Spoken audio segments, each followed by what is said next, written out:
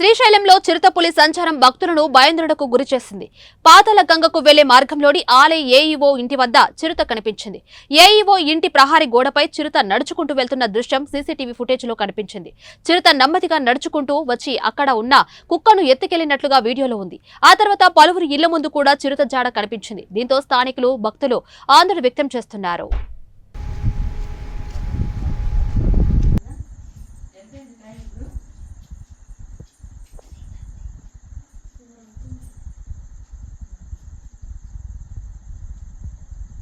అది అలవాటు పడింది కాబట్టి ఇంకా జాగ్రత్తగా మీరు కూడా నైట్ అయితే అసలు ఎవరు తిరగకండి.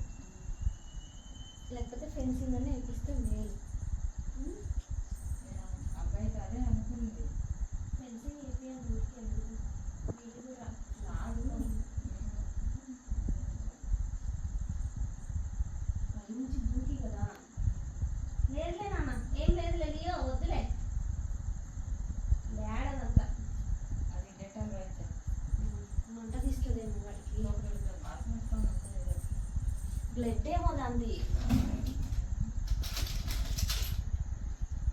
మేలైందమ్మా నువ్వు వెళ్ళబట్టి, కానీ నువ్వు కూడా బయటికి అట్లా వెళ్ళదు. నేను సీరియల్గా ఫస్ట్ సీసీ కెమెరా చూసా, డౌట్ వచ్చే నాకు నువ్వు అది చేస్తున్నావు.